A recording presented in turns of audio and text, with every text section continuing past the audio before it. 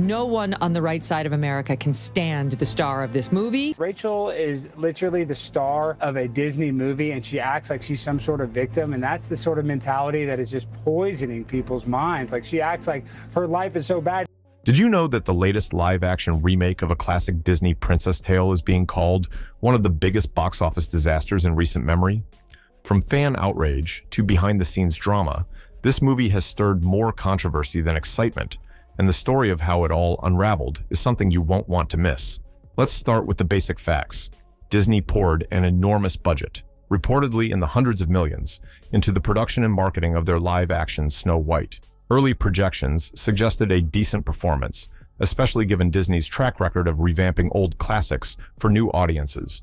After all, many of the previous live-action remakes brought in substantial revenue, and loyal Disney fans had been buzzing about who would play the iconic princess and how the beloved Seven Dwarfs would be reimagined for modern audiences.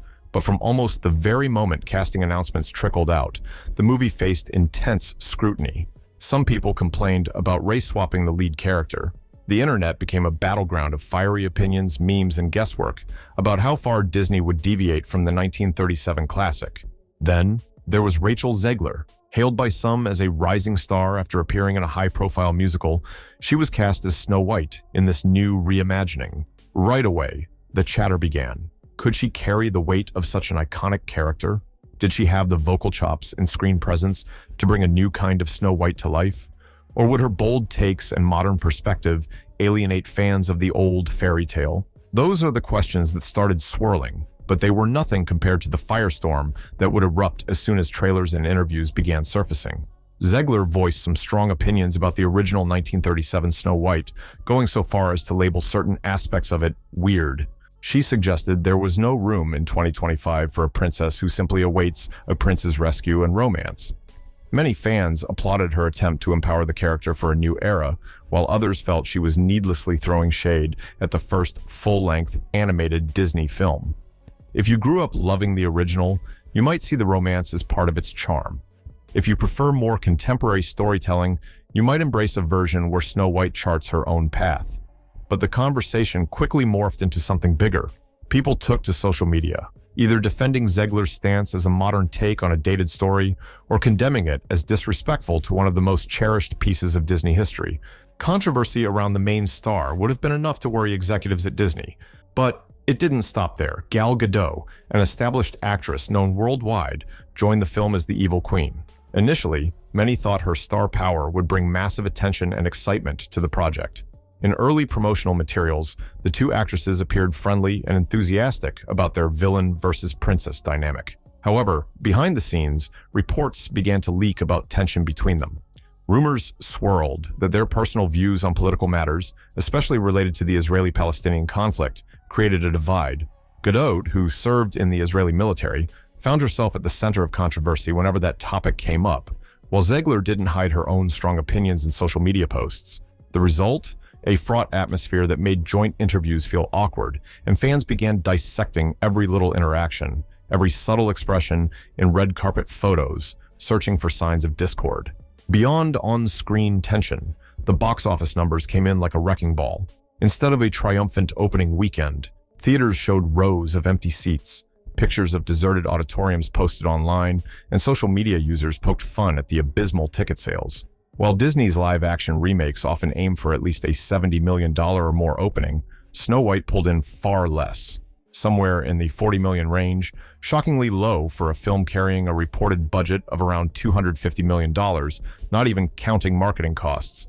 This wasn't just a minor disappointment, it was quickly labeled a catastrophe. Analysts started predicting that Disney wouldn't even break even on this project, a scenario that's every big studio's worst nightmare. Then came the fan reactions.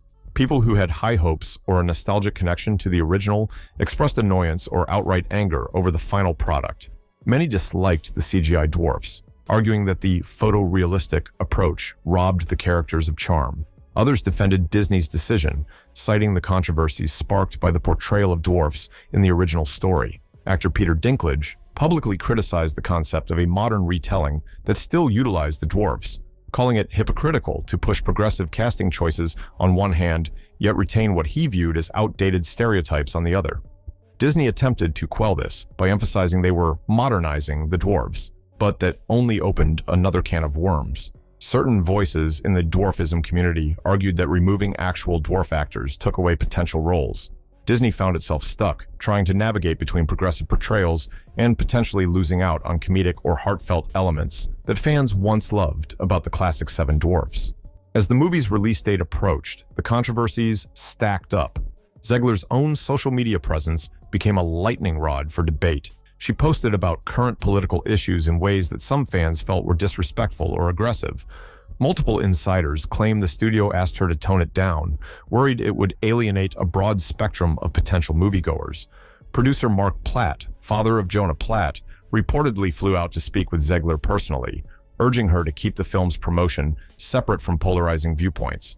This wasn't just idle gossip. Some legitimate entertainment outlets picked up the story, suggesting behind-the-scenes panic at Disney as they realized the star's outspoken online presence might be damaging their marketing efforts.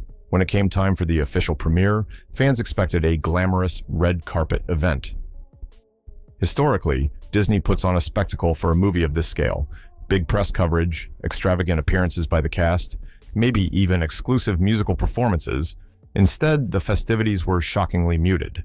A daytime screening here, a private party there. Everything was handled so discreetly that it felt like Disney was hoping to slip the movie into theaters unnoticed.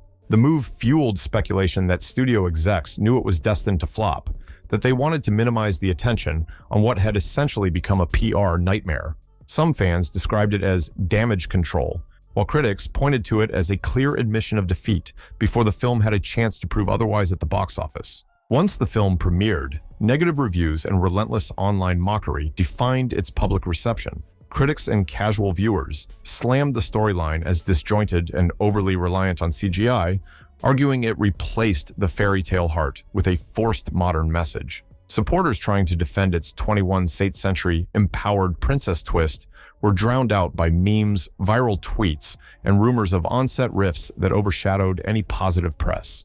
Even discount ticket promotions failed to fill seats, and a viral clip showed Rachel Zegler nearly alone in a theater, attempting to celebrate what should have been a career milestone. With allegations of cast tensions, spurned gratitude posts, and ongoing political controversies, the movie's reputation spiraled downward, sending fans and critics alike into a frenzy of speculation. Against the backdrop of Disney's broader push to reimagine animated classics, this fiasco quickly became a cautionary tale. Many questioned the studio's wisdom in hiring a star who openly criticized the source material, potentially alienating loyalists from the start. Talk spread of the film's inability to capture the original magic, from its questionable CGI to its lack of on-screen chemistry. Social media feuds, cast omissions and public thank yous, and overshadowing political debates only fueled the storm of bad press. Industry insiders now cite this project as an example of how quickly a brand can tarnish if controversies, ranging from casting choices to franchise updates, aren't handled with careful messaging and genuine respect for the original audience. Now here's where you come in. Have you seen the film, or are you steering clear based on what you've heard? Do you think Disney should continue remaking classics, or is it time to put them to rest and focus on original ideas? Are the criticisms overblown, or were these controversies justified? Let me know in the comments. Share your thoughts, your own experiences watching the movie, or choosing not to watch it, and what you think about the future of Disney remakes. And if you found this deep dive helpful or insightful, don't forget to like this video, subscribe, and spread the word. Your support and feedback shape the conversation, so let's keep it going right here.